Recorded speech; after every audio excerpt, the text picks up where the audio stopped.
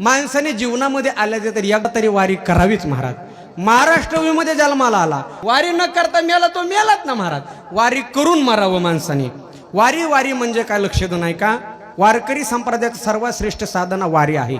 वारीचा तुम्हाला अर्थ सांगतो. वारी म्हणजे काय ऐका. महाराष्ट्राचे शान म्हणजे वारी, वारकरी संप्रदायाचं ज्ञान म्हणजे वारी, स्वर ताल यांची एकरूपता म्हणजे वारी, टाळ मृदंग विना साधून प्राप्त केलेला ब्रह्मानंद म्हणजे वारी, आपल्या बुद्धीचा विकास म्हणजे वारी, मनातील वाईट विचार काढून टाकण्याचं साधन म्हणजे वारी, मनामध्ये पॉझिटिव्ह एनर्जी निर्माण करण्याचं साधन म्हणजे वारी, आणि ज्या साधनाने जगाचा बाप आपलासा करता येतो तो विश्वातलं सगळ्यात मोठं साधन म्हणजे वारी आहे बघा. आणि त्या पांडुरंग परमात्म्याची वारी आहे. त्या वारीला मी निघालो, पंढरपूरला आलो, आणि पंढरपूरला आल्याच्या नंतर मला पांडुरंग परमात्म्याचं दर्शन झालं, आणि त्याचे मला 15 फायदे झाले. किती?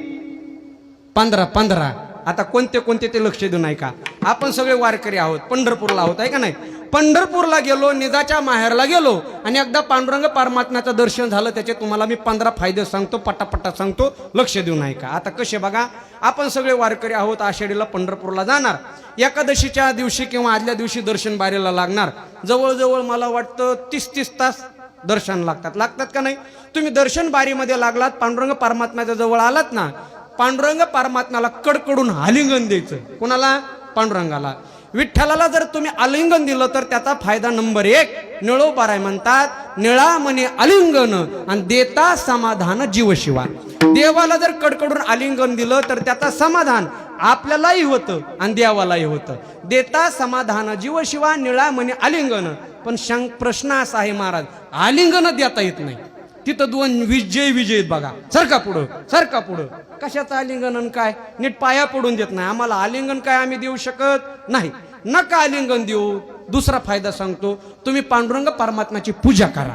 आता 3 प्रकारच्या पूजा: नित्य पूजा, उटी पूजा आणि पाद्य पूजा. पण प्रत्येक पूजेचा खर्च वेगवेगळा आहे. उटी पूजा जर करायची असेल तर जवळजवळ 35,000 ते 40,000 रुपये लागतात. म्हणजे महाराज आमच्याकडून पूजा सुद्धा होत नाही. पूजा केल्याच्या नंतर फायदा काय ऐका.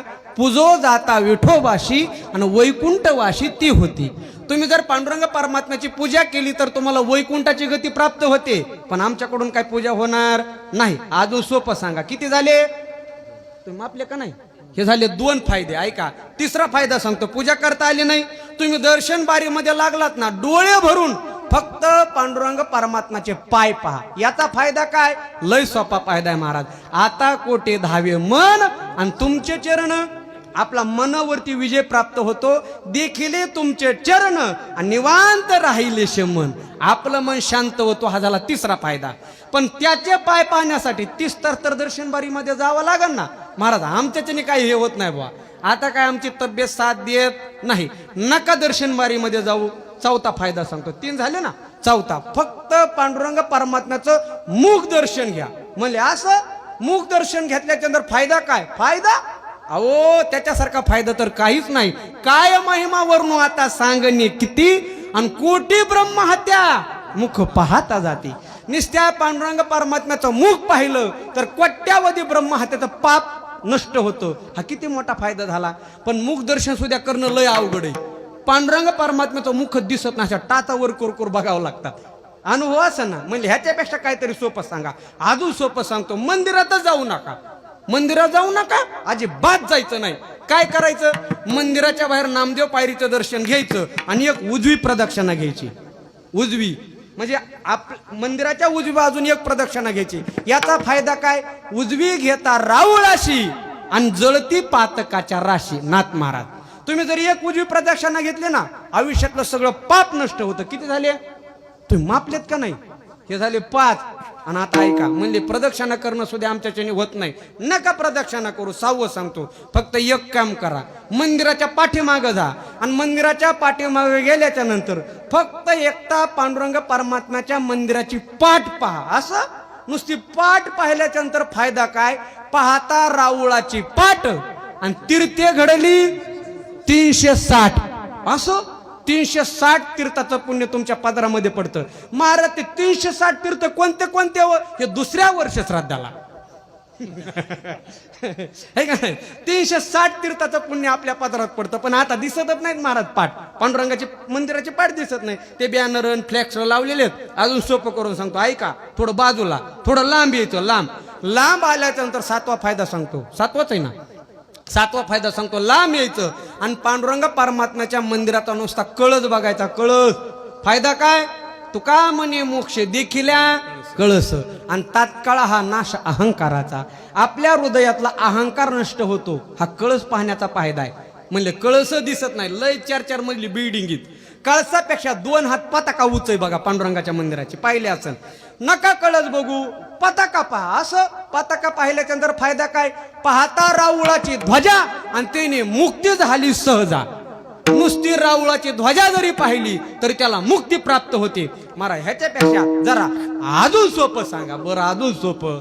मंदिराकडे जाऊ नका आता. जायचंच नाही मंदिराकडे. काय करायचं? बाहेरची फक्त एक मोठी प्रदक्षिणा करायची. मोठी प्रदक्षिणा माहिती बाहेरची. म्हणजे याचा फायदा काय? ऐका. कथा श्रवण प्रदक्षिणा आणि नाही गणना त्या सुकृता किंवा नामा म्हणे प्रदक्षिणा. त्याच्या पुण्य नाही.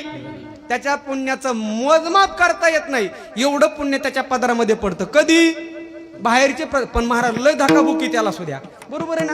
किती गर्दी प्रदक्षिणाला. महाराज आम्हाला काय प्रदक्षिणा सुद्या करता येत नाही.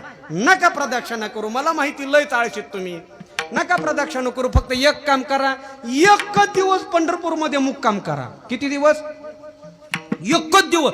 काहीच करायचं नाही. फक्त तिथं जायचं, मुक्काम करायचं, सकाळ उठून यायचं. महाराज ह्याचा फायदा काय? लय मोठा फायदा. ऐका. धन्य ते भाग्याचे वास करती पंढरीचे आणि त्याचे जन्म नाही पुन्हा म्हणे एका जनार्दना. नाथ महाराज म्हणतात एक मुक्काम जर तुम्ही पंढरपूरमध्ये केला पुन्हा तुम्हाला जन्माला यायचीच गरज नाही. महाराज ह्याच्यापेक्षा सोपं सांगा. आता ह्याच्यापेक्षा सोपं. बरं जाऊ द्या. नका मुक्काम करू. आता बघा 11 वय. मुक्काम करूच नका. फक्त एक काम करा. 1च पाऊल पंढरपूरमध्ये टाका. किती माऊली? 1च. दुसरा टाकायचा वडवणे ते पंढरपूर गाडी पकडायची. ऐका. एसटीला किती पायऱ्यात? 3. सगळे वारकरी उतरून द्यायचे. 3 पायऱ्या खाली उतरायचं. 1 पाऊल पंढरपूरमध्ये टाकायचं. लगेच वर घ्यायचं आणि वडवणीचं तिकीट काढून वापस यायचं. म्हणले दुसरा अजिबात टाकायचा नाही. ह्याचा फायदा काय? ऐका. वाराणसी चाली जे मासा गोदावरी 1 दिवसा आणि पंढरी पाऊल पर्यसा आयसा ठसा नामाचा. नामदेव महाराज म्हणतात वाराणसीला चाललं 1 महिनाभरचं पुण्य. गोदावरीच्या काट्याने चाललेलं 1 दिवसाचं पुण्य आणि पंढरपूरमध्ये 1 पाऊल टाकल्याचं पुण्य सारखं. पण म्हणले लईच गर्दी एसटी मध्ये. आम्हाला पाऊल टाकायचं नाही आणि पंढरपूरला जायचं नाही. अजून सोपं सांगा बरं. अजून सोपं आहे माझ्याकडं. आता 12व. ऐका किती सोपं आहे. नका पंढरपूरला जाऊ. मग काय करा? लांबूनच पंढरी पा. लांबूनच अलीकडच उतरायचं लांब आणि लांबूनच पहा. हे ते पंढरपूर, ही चंद्रभागा, हे मंदिर, ही दूध पंढर लांबूनच. म्हणजे ह्याचा फायदा काय? ऐका. अवघीच पापे गेली दिगंतरी आणि वैकुंठ पंढरी देखील या. सगळ्या पापातून मुक्त होतो लांबून पंढरी पाहिल्याच्या नंतर. पण लांबून पंढरी पाहायला जवळ जावं लागेल ना. म्हणजे आम्हाला तिकडं जायचं नाही. नका तिकडं जाऊ. आता लक्ष देऊ नये का? 13व सांगतो. तिकडं जाऊच नका. पंढरपूर मधल्या कुठल्याही पंचकृषीमध्ये जा. पंचकृषी कळते ना. आसपासच्या कुठल्याही पंचकृषीमध्ये जा आणि तिथं जाऊन 1 मुक्काम करा. कुठल्या मित्राच्या घरी जा, पाहुण्या रावळ्याच्या घरी जा, कुठेही जाऊन 1 मुक्काम करा. याचा फायदा काय? ऐका बर का. पाप पंचकृषीमध्ये आणि शिव न शक्यची कधी आयशी विधी निषेधाची वस्ती. पंचकृषीमध्ये पापाला प्रवेश नाही. ताकद पंढरपूर मधल्या पंचकृषीची. पण तिथं तरी जावं लागेल ना. आम्हाला तिकडं जायचं नाही. अजून सोपं करून सांगा. आता 2च राहिलेत बरं का. आता 14व एक सोपं आहे बघा. लय सोपं आहे. नका पंढरपूरला जाऊ. तिकडच्या जाण्याच्या राड्यात पडूच नका. फक्त एक काम करा. तुमच्या गावाकडून का 4-5 वारकरी पंढरपूरला जात असते ना. एखादी दिंडी जाते ना आपल्या भागातून. कमीत त्या दिंडीला वाट लावायला जा. त्या दिंडीला वाट लावायला गेल्यावर काय? ऐका. साधू संत सांगतात नमो तीर्थ पंते चालती तयाशी आणि येती बोळविती तयाशी नमो. तुम्ही नका जाऊ. पण 4-5 वारकरी जर दिंडीमध्ये चालले, तुमच्या परिसरात एखादी दिंडी जर पंढरपूरला चालली ना, त्या दिंडीला वाट लावायला जा. याचा फायदा काय होईल? तुकोबाराय म्हणतात त्याच्या चरणी मी नमस्कार करतो. ही ताकद आहे वाट लावायला. पण लोक म्हणले महाराज दिंडीची वाट लावायची सांगा पण दिंडी वाट लावायची सांगू नका. आमच्याच्याने वाट लावणं होणार नाही, आम्ही दिंडीची वाट लावू, एका दिंडीच्या 2 दिंड्या करू, एवढं जमन. पण एवढं सांगू नका, आता 15वा एकच फायद्यावर काय का, काहीच करू नका. पंढरपूरला जाऊ नका, दिंडीला जाऊ नका, पांडुरंगाची पाद्यपूजा करू नका, प्रदक्षिणा करू नका, कळस पाहू नका, ध्वजा पाहू नका, मोठी प्रदक्षिणा करू नका, पंढरपूरमध्ये मुक्काम करू नका, पंचक्रोशीमध्ये मुक्काम करू नका, एक पाऊल टाकू नका, काहीच पाहू नका. फक्त एक काम करा, घरी बसल्या बसल्या नुसतं म्हणा पंढरी पंढरी पंढरी. याचा फायदा काय होईल ऐका. म्हणता पंढरी पंढरी पंढरी होय पापाची भुवरी. इथं बसल्या सुद्धा पाप नष्ट होतं. हे झाले 15 फायदे. महाराज आम्हाला पंढरी पंढरी म्हणाय सुद्धा वेळ नाही. मग 16वा एकच उपाय, काहीच करू नका, बुधवारी वरुणीमध्ये बाजारला या. सगळ्या वडुणीतले कृषीचे दुकानं मोकळे असतात. पुढचं सांगूच का आता, एक तो पण बर घ्या आणि तिकडच पडा. ह्याच्यापेक्षा सोपं तर काही नाही महाराज. हे 15 फायदेत कशाचे बोला की, कशाचे? पंढरपूरला गेल्याच्या नंतरचे. म्हणून तर तुकोबाराय म्हणतात, आलो निजाच्या माहेरा विठाला विठा.